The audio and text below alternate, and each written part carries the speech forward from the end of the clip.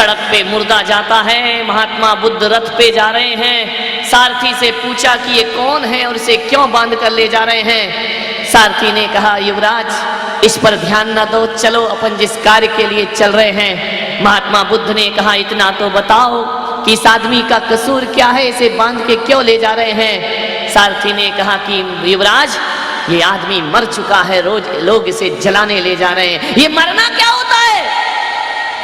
जो जन्म लेता है युवराज वह मरता है। राजकुमार ये प्रकृति की व्यवस्था है, जो पैदा होगा वो मृत्यु को भी प्राप्त होगा। ये मृत्यु क्या होती है? एक बार जो इंसान दुनिया से चला जाए, उस शरीर से एक बार जो सांसें विदा हो जाती हैं, वो दोबारा लौट करके फिर वापस कभी नहीं आया करती हो। मृत्यु का अर्थ होता है शरीर का आत्मा से अलग हो जाना। युवराज जरा ये बताओ, क्या मैं भी मरूंगा? मैं तो राजकुमार हूं ना। बोले, नहीं महाराज, राजा राणा छत्रपति यहां दिन के असवार, मरना सबको एक दिन अपनी अपनी। तुम भी नहीं बचोगे युवराज, एक दिन तुम्हें भी दुनिया से विदा होना पड़ेगा। महात्मा बुद्ध ने कहा कि मरना तय है। सारथी ने कहा, हाँ राजकुमार मरना जरूर होगा, एक दिन तुम्हें भी मौत आएगी और एक दिन तुम्हें भी बुढ़ापा आकर के घेरेगा। सारथी के ये शब्द चोट कर गए महात्मा बुद्ध के जीवन में। और महात्मा बुद्ध ने कहा कि सारथी अब रथ मोड़ लो, जब मरना ही है तो फिर जीवन के उत्सव में क्यों जाऊं, फिर तो मृत्यु के महोत्सव की तैयारी आज से ही हो जाना चाहिए। और महात्मा बुद्ध ने रथ मोड़ा और जंगल की ओर प्रस्थान। एक शब्द किसका क्या बन जाए कुछ कह नहीं सकते। यदि 30 दिन के प्रवचनों में तुम्हारा जीवन नहीं बदला तो समझना भी मेरे मुख से तुम्हारे लिए ब्रह्म वाक्य नहीं निकला है। कब निकलेगा कुछ नहीं कह सकते। मंदिर से पूजन करके आने वाला बड़ा विद्वान, बड़ा शास्त्रों का पाठी पिता के चरणों में आकर के बैठ गया। पिता ने कहा कि नेमी, तुम बड़े विद्वान हो, बड़े ज्ञानी समझते हो अपने आप को, इतनी भी अकल नहीं आती कि ये कुत्ता भी जब जमीन पे बैठता है तो पूंछ से झाड़ करके बैठा करता है, और तू इंसान होकर के बिना रुमाल लगाए जमीन पर बैठ गया। और इतना तो ध्यान रखता कि तेरे बैठने से कितने जीवों का वध हो गया, कितनों का जीवन छिन गया। अरे किस काम की तेरी पूजा, किस काम का तेरा पाठ? अरे तुझे तो जब भी बैठना चाहिए तो रुमाल से झाड़ के बैठना चाहिए। एक शब्द उनके दिल को चोट कर गए पिता के, और उन्होंने कहा कि पिताजी, अभी नेमी चंद जब भी बैठेगा तो रुमाल लगाकर नहीं, जब भी ये नेमी चंद बैठेगा तो मयूर पिच्छिका लगा करके बैठेगा। और वह नेमी चंद एक दिन आचार्य विमल सागर बन करके दुनिया में खड़े हो जाते हैं। कब किसका जीवन बदल जाए कुछ कह नहीं सकते।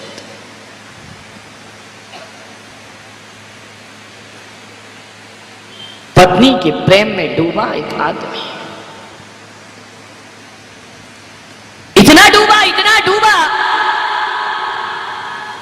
कि उसके रूप सौंदर्य पर मोहित हो गया।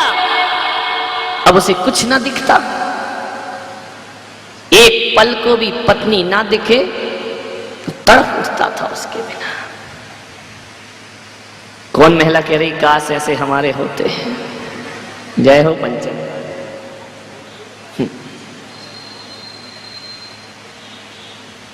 बहुत प्यार में डूब गया पत्नी के। एक दिन पत्नी पीहर चली गई, बहुत रोया कि तू मुझे छोड़ के मत जा। पत्नी ने कहा, यार तुझे शर्म नहीं आती है?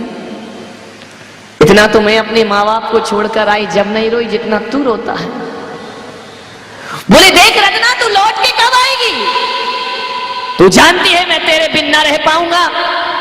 रत्नावली ने कहा कि थोड़ा धैर्य रखो, मैं जाऊंगी कहां, लौट कर तो यहीं आऊंगी। नहीं रत्ना, तेरे बिन जीना मुश्किल है। विचार करिए, सोचिए आप। बोले कि रत्नावली, मैं तेरे बिन नहीं जी सकता हूं। रत्ना ने कहा, धैर्य रखो, दुनिया क्या कहेगी? मैं जानती हूं कि तुम मुझे लेकिन थोड़ी समाज की व्यवस्थाएं भी देखना पड़ती हैं। मुझे पीहर जाना होगा। चली गई पीहर। बरसात के दिन, अमावस की काली रात, 12 बजे रात तक सो ना पाया। 12 बजे रात को भागा ससुराल की तरफ। एक बार तो मैं रत्ना को देखे बिना सो नहीं सकता हूं, जी नहीं सकता हूं, मुझे जाना होगा। मूसलाधार बारिश, वो कोई दिल्ली तो थी नहीं कि पूरा चौमासा बीत जाए और पानी को तरस जाए। वहां तो मूसलाधार झमाझम बारिश हो रही थी। अमावस की काली रात, बिजली चमक रही है। दौड़ा दौड़ा भागा, भागते गया। क्या देखता है कि नदी उफान पर है। सावन भादों की बरसात और नदियों का उफान, तटों को तोड़ करके बह रही है नदी। देखा कि मुझे जाना तो जरूर है, लेकिन जाऊं कैसे? रात को 12 बजे कौन मुझे उस पार करेगा? नदी पूरे जोश में है, नदी पूरे उफान में है। हाव देखा ना ताव। ध्यान रखना, जब भीतर प्यास जगती है, लगन लगती है, तो फिर कुछ भी दिखाई नहीं दिया करता है। अरे भूख न देखे जूठा भात, प्यास न देखे धोबी घाट, और नींद न देखे टूटी खाट। ध्यान रखिए, प्रेम जग गया रचना के प्रति। क्या देखता है? वो दूर नदी के किनारे कुछ नाव है। बैठा, नदी पार करके उस पार पहुंच गया। जैसे ही उस पार पहुंचा, 12-1 बज रहे हैं, सन्नाटा है पूरे गांव में। कोई बहुत बड़ा शहर ना था वो। गांव में कीचड़ों में, कीचड़ को फानते कूदते पहुंचा ससुराल में। क्या देखता है कि खिड़की खुली रखी है। मनी मन सोचता है कि रत्नावली, तू भी मेरे बिना नहीं रह सकती है, तू भी तो मेरा इंतजार कर रही है ना, इसलिए तो खिड़की खोल करके सो रही है। दरवाजे से जाऊं तो सास ससुर क्या कहेंगे कि 1 बजे रात को तू चला आया। कैसे जाऊं ऊपर? एक टिमटिमाता सा दिया मध्यम सा जल रहा है। खिड़की ऊंची है, चढ़ूं तो कैसे चढ़ूं? एक रस्सा लटक रहा है, रस्सा पकड़ करके चढ़ गया ऊपर। खिड़की से अंदर कूदा। रत्नावली देख, मैं आ गया हूं। रत्नावली ने कहा, कौन? मैं स्वप्न देख रही हूं या हकीकत है? बोले, देख मैं आ गया, मैंने कहा था ना कि मैं तेरे बिन ना रह पाऊंगा। रत्नावली ने देखा, पैरों तले जमीन खिसक गई। अमावस की काली रात, झमाझम बरसात, नदियों में उफान। रत्ना ने कहा, तू इतने बजे कैसे आ गया? अरे आना था पागल, तो दिन में आ जाता। ये चोरों की तरह क्यों आया है? तू आया कैसे? दरवाजे तो सारे बंद हैं, तू कमरे के अंदर कैसे आ गया? रत्नावली, मैं तेरे लिए सब कुछ कर सकता हूँ, और तू मुझसे पूछ रही है कि मैं कैसे आया हूँ? अरे तूने ही तो खिड़की में रस्सा लटका रखा है ना, तुझे भी मालूम था कि मैं तेरे से मिलने जरूर आऊंगा। देख, तूने रस्सा लटकाया है, मैं रस्से को पकड़ करके ऊपर आ गया। रत्ना ने कहा, मैंने रस्सा लटकाया? मैं क्यों रस्सी लटकाऊंगी? मुझे क्या मालूम कि तू यहां चला आएगा। झांक करके खिड़की में से देखा रत्नावली ने, अरे रस्सा नहीं, वो अजगर सांप लटका हुआ था, जिसे रस्सा समझ करके ऊपर चढ़। रत्नावली ने कहा, इतना प्यार करता है मुझसे कि सांप को रस्सी बना लिया। और उफनती नदी में कोई नाव ना थी, कोई मुर्दा तैर रहा था। मुर्दा अर्थी सहत तैर रहा था।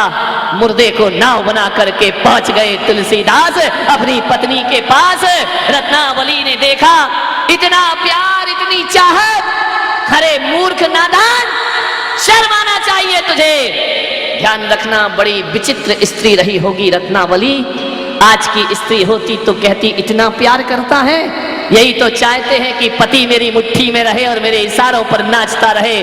कोई मरण धर्मा स्त्री होती तो कहती, कौन से जन्म का पुण्य था जो मुझे ऐसा पति प्राप्त हुआ है। वो कोई साधारण स्त्री ना रही। उसने देखा और कहा कि मूर्ख।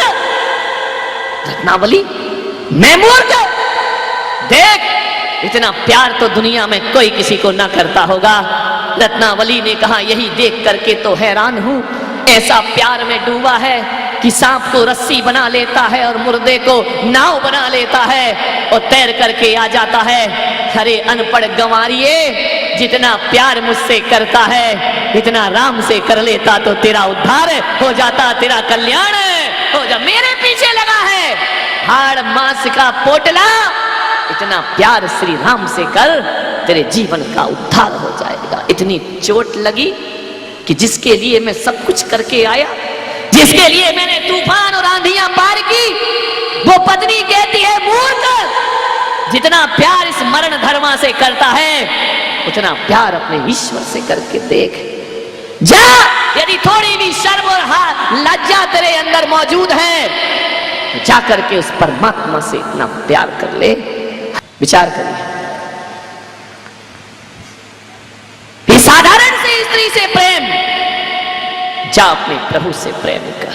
एक चोट लगी भीतर, ध्यान रखना, जब दीवानगी होती है, जब प्रेम होता है, लाख दुनिया समझाए समझ में नहीं आता है, गुरु समझाए तो भी समझ में नहीं आता है, इसको भी नहीं आ रहा, ना आएगा जिंदगी में समझ में। विचार करिए, सोचिए आप, समझ में ऐसे नहीं आता है। मालूम है समझ कब आता है? कि जिसके पीछे पड़े हो, जिसके प्यार में डूबे हो, जब वहीं से लात पड़ती है तब समझ में आता है कि जिंदगी में हकीकत क्या हुआ करती है। रत्नावली परेशान हो गई, कितना प्रेम, जा ईश्वर से कर। चोट लग गई, ऐसा बोलती है रत्नावली कि मरण धर्मा स्त्री से प्रेम करने वाला ईश्वर से प्रेम करे। क्या होते हैं ये नाम? रत्ना ने कहा कि जा, इतनी सी भी शर्म हया और इज्जत मौजूद है, लज्जा मौजूद है तेरे भीतर, तो निकल जा इसी रात मेरे घर से बाहर। ध्यान रखना, एक शब्द चोट कर गए, चले गए जंगल में। और रत्ना नहीं, हालांकि रत्ना भी रा से शुरू होता है और राम भी रा से शुरू हुआ करता है, लेकिन दोनों के नाम में बड़ा अंतर होता है।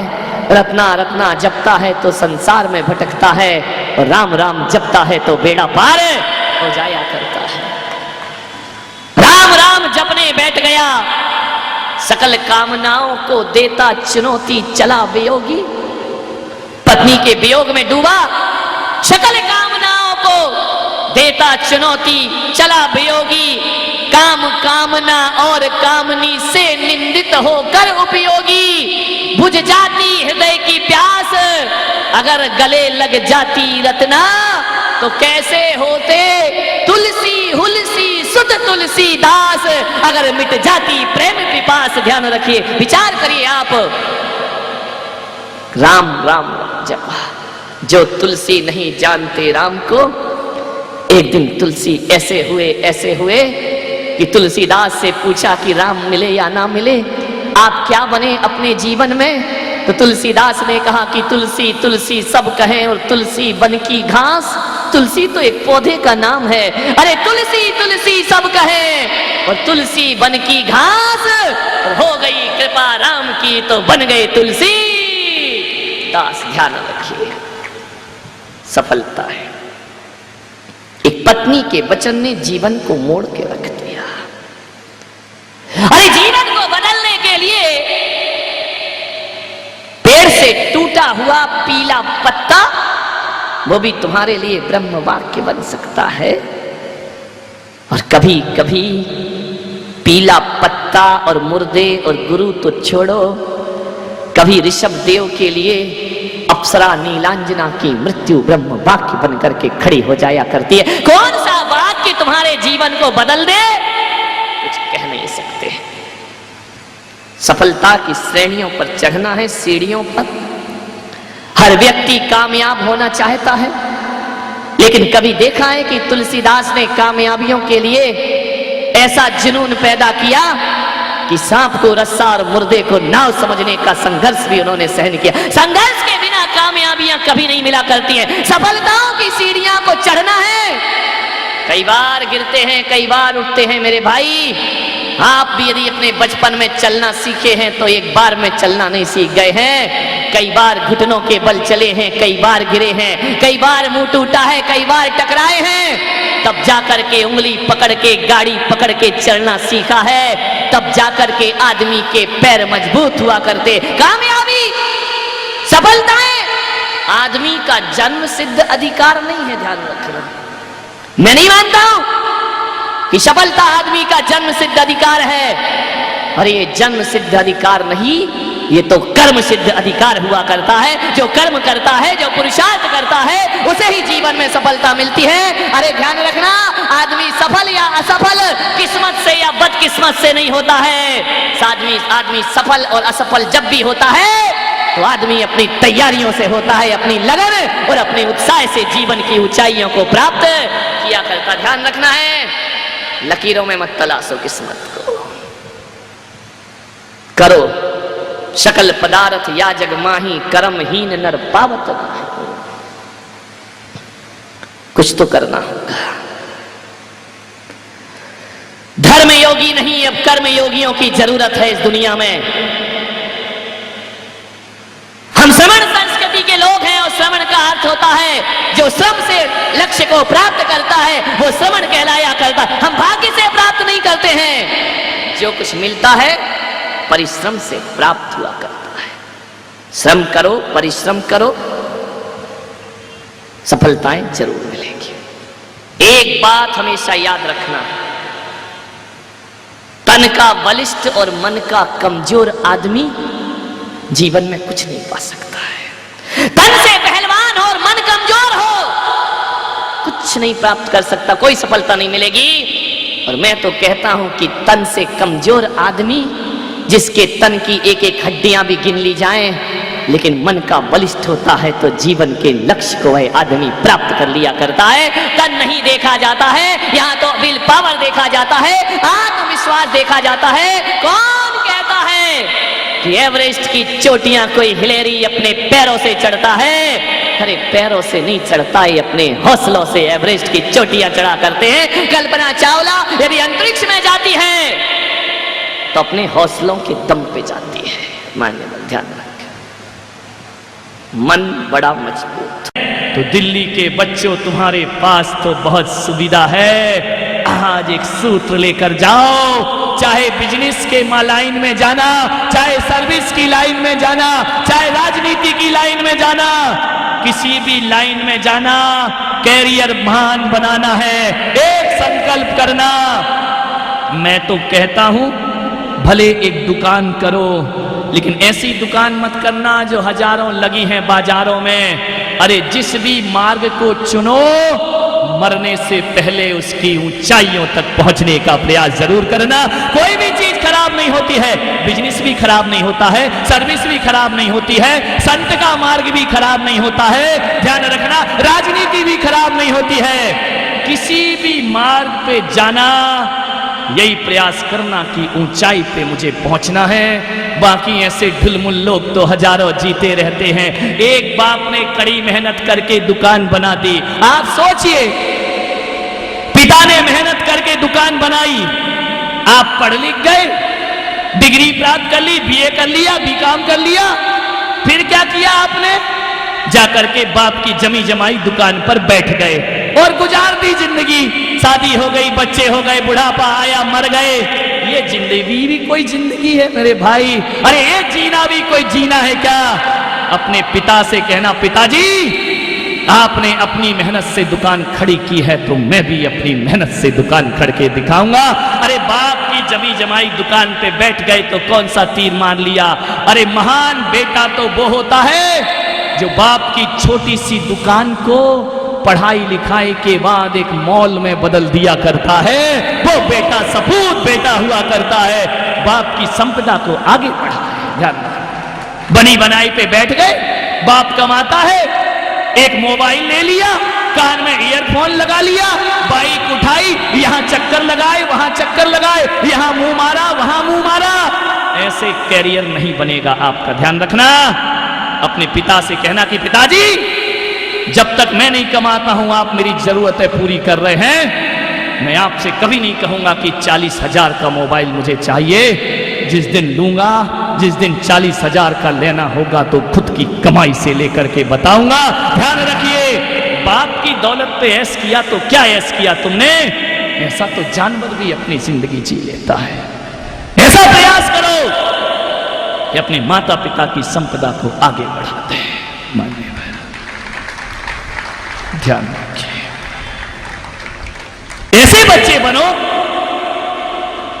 एक बच्चे को मैं जानता हूं, उसका जन्मदिन आया, उसके पिता ने बड़ी खुशियां मनाई, इकलौता बेटा था। बर्थडे पार्टी हुई, सारे स्कूल के दोस्त आए, मोहल्ले के पड़ोसी के लोग भी आए, बड़ा जश्न मनाया। केक काटा जा रहा था, बच्चे को बुलाया गया, 10,000 रुपए की ड्रेस लाए उसके पिताजी।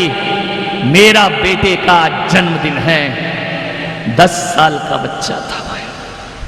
केक काटने ही वाला था कि भरी सभा में उसने अपने पिता से प्रश्न किया कि डैडी, क्या आप मुझे प्यार करते हैं? पिता ने कहा कि बेटा, इस माहौल में और ऐसे प्रश्न करता है, यदि प्यार नहीं करता तो ये पार्टी कैसे होती है? अरे तुझे प्यार नहीं करूंगा तो किसे करूंगा, तू तो मेरा इकलौता बेटा है ना। पिता ने छाती से लगा लिया, मेरे बच्चे, तू मेरी जान है, जो कुछ भी कर रहा हूं, कमा रहा हूं, तेरे लिए कर रहा हूं, तेरा ही भविष्य बनाऊंगा। आप सोचिए, माँ बाप हमारे लिए कितना करते हैं।